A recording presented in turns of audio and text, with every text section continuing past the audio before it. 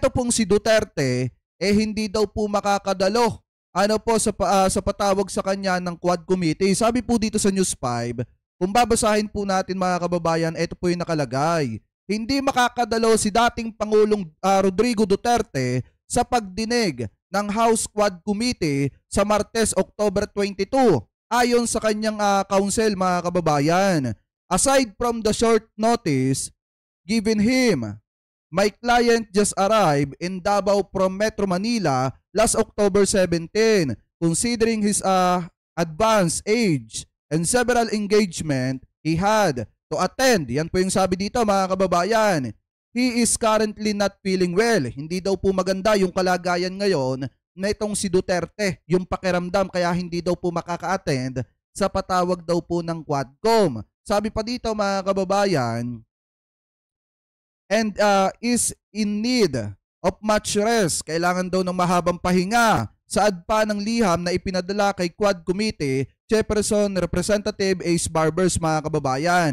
Handa naman daw po umano itong si Duterte na humarap sa Kamara sa ibang petsa. Wag lamang daw po sa 22 mga kababayan. So maliwanag po ulit na sa patawag ng Kamara, nagbigay po ng liham itong legal counsel nitong si Duterte na hindi daw po makaka-attend. Itong si Duterte kasi nga masama daw po ang pakiramdam at kailangan ng mahabang pahinga dahil daw po sa katandaan nitong si Duterte. So ngayon baka sabihin na naman mga kababayan, kaya natin to tinalakay, baka sabihin na naman ni Panelo sa programa ng SMNI, na wala na namang natatanggap na sabpina itong si Duterte. Pero maliwanag po mga kababayan na natanggap po ni Duterte yung sabpina nung linggo, October 20, 2024. At sumulat po sila dito kay Ace Barbers mga kababayan na hindi makakapunta si Digong kasi masama daw ang pakiramdam. So yung mga pagyayabang ni Duterte mga kababayan noong nakaraang araw,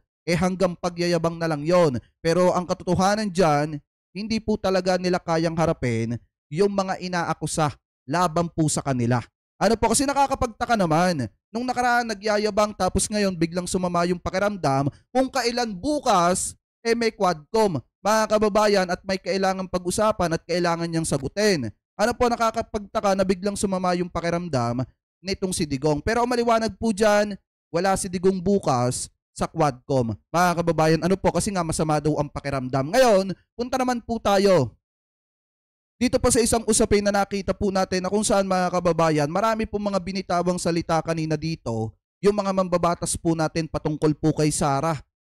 Dahil kung titingnan po natin, nagkaroon po kasi kanina ng live press con, eto pong House of Representative kababayan, etong House Quad Committee, na kung saan talagang ipinakita po nila sa publiko yung pagto-turnover nila ng mga dokumento sa opisina ng the Solicitor General mga kababayan. So ibig sabihin, yung mga dokumento na nakalap nila sa kanilang pag-iimbestiga, personal na po nilang itino-turnover dito po sa opisina ng Solicitor General. So ngayon, pakinggan po natin mga kababayan, etong kanilang live kanina kasi may mga patama dito kay Panelo at saka dito kay Sara. So ngayon, pakinggan po natin. Itong invitation na ito, nagpadala tayo ulit. Natanggap po ba?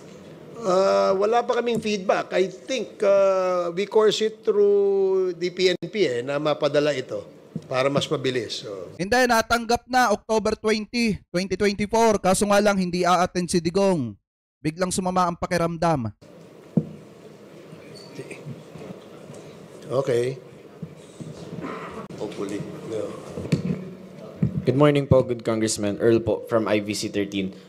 Sir, on another topic, sa press con po ni Vice President Sara Duterte and over the weekend, ilan po sa mga House leaders natin na nagpahayag ng kanilang pagkabahala sa ilang mga statement na binitawan ng ating Vice Presidente. Any comments or reaction po on this one, sir? Thank you.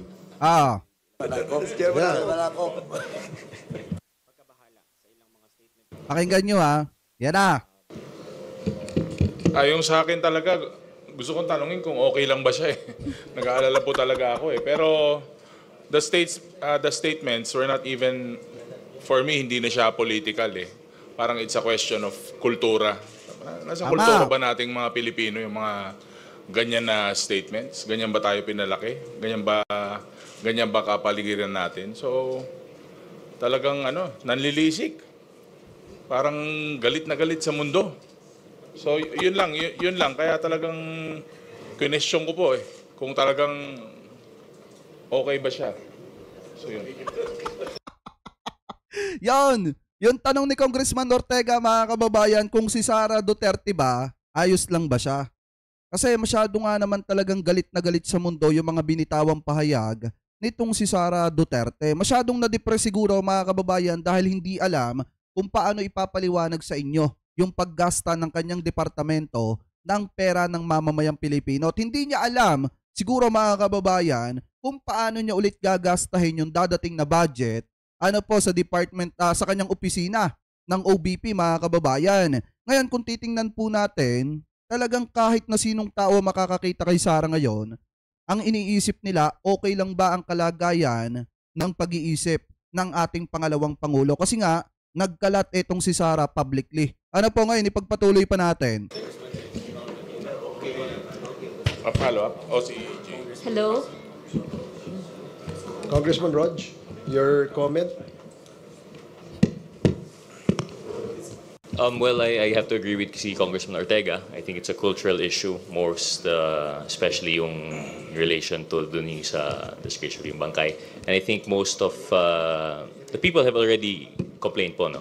Tama. I think it doesn't really involve any comment on our part as congressmen, and we leave it siguro to the people to decide on how they would see that as Hindi, pag ang taong bayan na nag-decide niyan, mga kababayan, ang gusto nga ng mga Ilocano, kung sakaling gagawin ni Sara Duterte yon, ang ipapalit doon po sa libingan ni Apo Lakay, eto daw pong si Fiona. Yun yung gustong gawin ng mga Ilocano. Kaya nga ang hamon ng mga Ilocano kay Sara, o sige gawin mo, pero ikaw ang papalit dyan. Gawin mo kung gusto mo na ikaw ang ilagay dyan, nakapalit ni Apo Lakay sa libingan ni Apo Lakay. Kaya nga mga kababayan, yung statement ni Sara publicly na ipinablik po niya na kung saan pamula daw sa GC na papunta sa public, mga kababayan, dahil sa kadaldala nitong si Sara, hindi niya pinag-isipan na marami siyang masasagasaan sa mga pahayag na yon. Akala niya ang tatamaan lang sa pahayag niya si PBBM lang. Pero hindi niya alam na ang mga Ilocano at ang mga Marcos loyalist, mga kababayan, naglilisik ng galit sa kanya dahil sa binitawan niya pong salita. Kaya nga ang gustong mangyari ng mga Ilocano at ng mga Marcos loyalists, subukan ni Sara para siya yung mapapalit dun sa libingan ni Apo Lakay. Ano po, ipagpatuloy pa natin. qualities of a leader. Yun po. We'd like to acknowledge also the arrival of Congressman Jay Kung Hun. Good morning, Congressman Jay. And you can also direct your questions to him. Sir, follow up. Yung mga didishit dyan ha, tandaan nyo, hindi a-attend sa Quadcom etong si Digong. Tandaan nyo ha, yung kayabangan ni Digong publicly, kinain niya ng buo. Kasi hindi makaka-attend daw si Digong at biglang sumama ang pakiramdam. At nagpadala pa ng sulat kay Congressman Ace Barbers. So maliwanag na wala bukas si Digong. Yung mga didishit na proud dyan, na makita si Digong bukas, hindi matutuloy. Kasi nga, wala si Duterte bukas, biglang nagkasakit daw. Pagpatuloy pa natin. Go ahead. Following up with that lang po, some of the Young Guns leaders requested psychological evaluation for the Vice President, sir. Would this be firm or may re-recommenda daw po ba tayo na...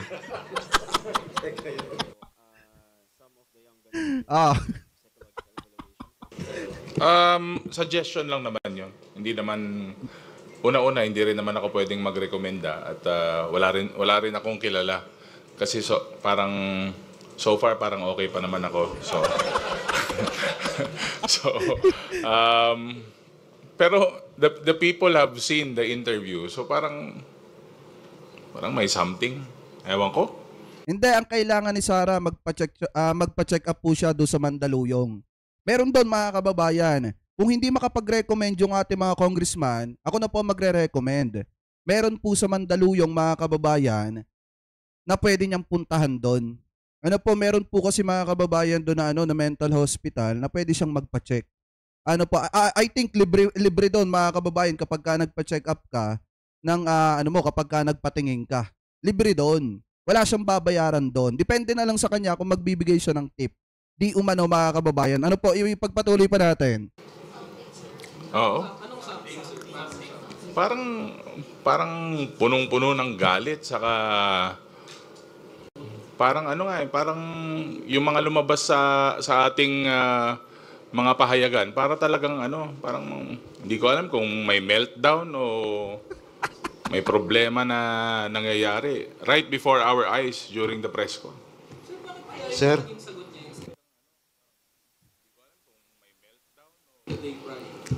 Yung kasi yung yun ang lalabas sa news juicy So, dito naman sa Quadcom, from the start, we've been evidence-based, kung ano po ang mga lumalabas sa aming legislative inquiry. Very clear po yun na yun po ang lumalabas at napapalabas po sa social media. But again, baka it's another diversionary tactic. Sir, Ito, pakinggan nyo ha, kasi mga kababayan, dito ako nahiya para kay Panelo. Kasi di ba abogado si Panelo?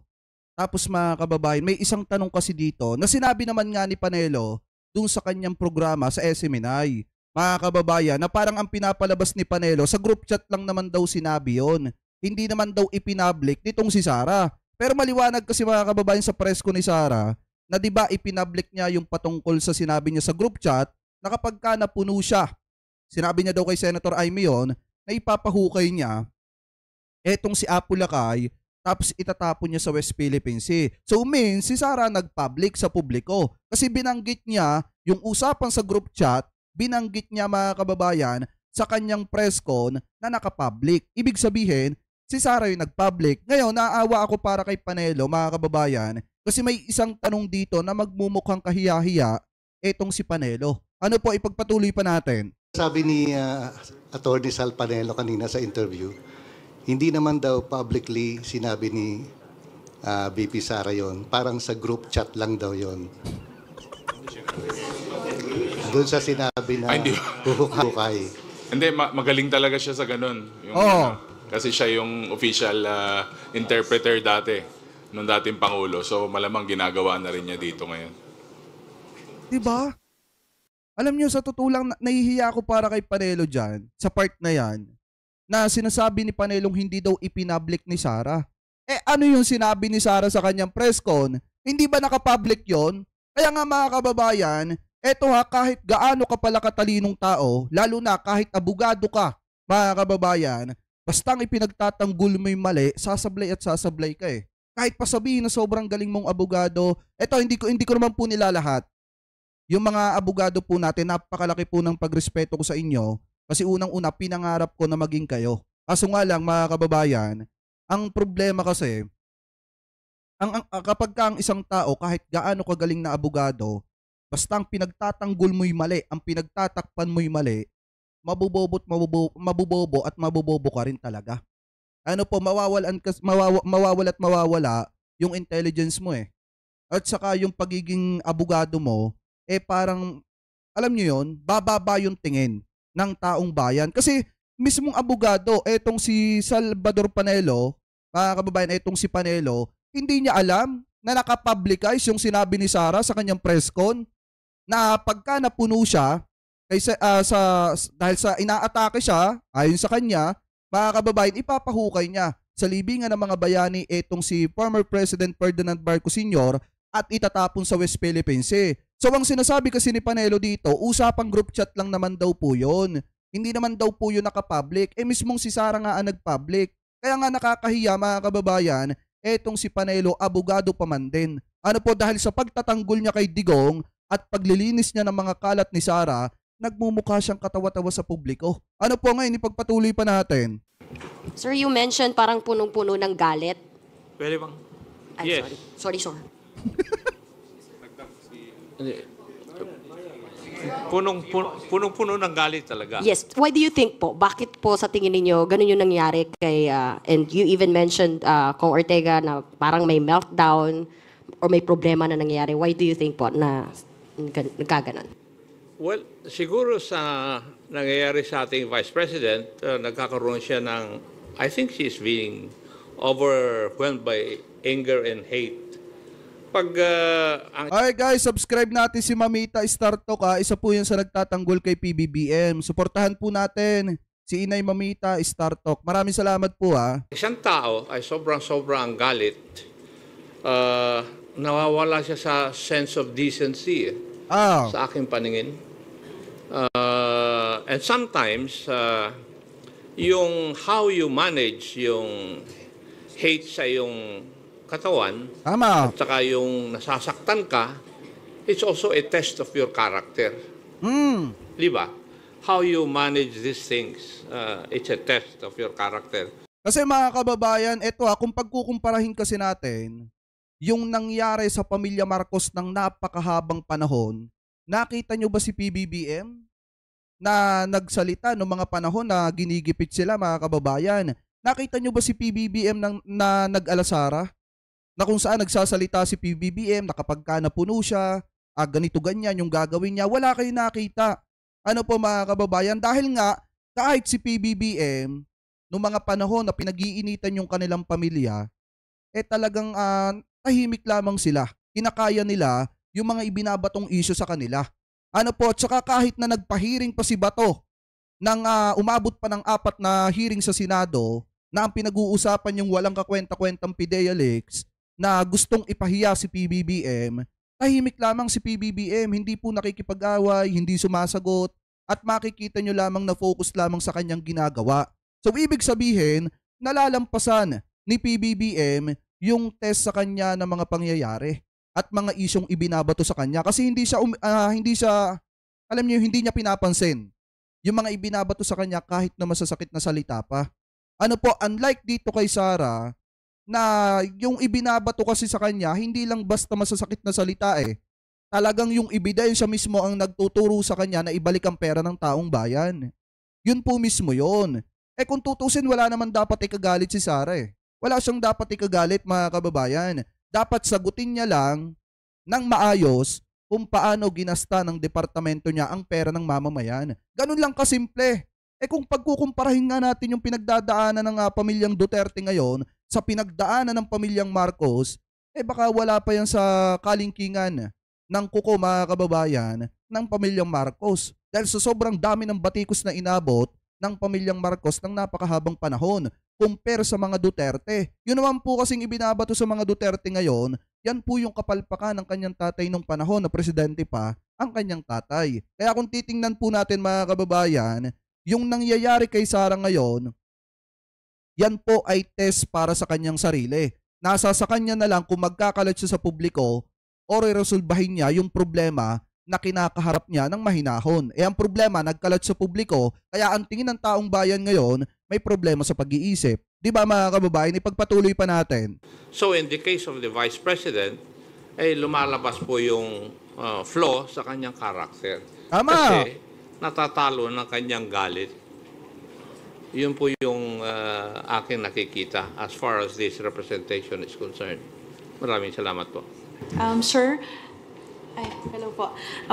Parang ang hugot po ni VP Sara, yung ginagawang pagkalkal doon sa kanyang confidential fund, yung paggamit ng pondo ng kanyang office ng Kamara. So ang House of Representatives po ba kayo, magbabago ba kayo or mag-a-adjust ba kayo, maghihinay-hinay ba kayo sa pag-iimbestiga sa kanyang paggamit po ng pondo? Ang ganda ng tanong mga kababayan, ano? Kasi ang pinagbulan naman nga talaga nito kung iisipin po natin, alam niyo kung bakit nagkaroon ng kaguluhan sa gobyerno? Ang pinagmulan talaga niyan, yung naalintana na 750 million na dapat magiging confidential funds pa ng opisina ni Sara. Kaso ang problema, nabisto yung 125 million na ginasta at hindi alam kung saan dinala sa loob ng 11 araw. Ngayon mga kababayan, di ba kung matatandaan nyo, nung nawala yung confidential funds ng opisina ng Vice Presidente, doon na nagsimula na tawaging tambaluslos ni Sara Duterte, itong si Martin Romualdez mga kababayan.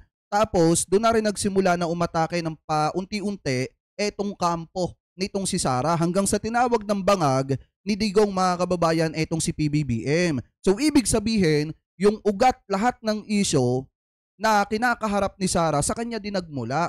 Kasi mga kababayan, nanggagalaiti si Sara kung bakit hindi niya nakuha yung 750 million na confidential funds. Ano po, dahil sa nabisto yung 125 million na ginasta ng 11 days. Ipagpatuloy pa natin.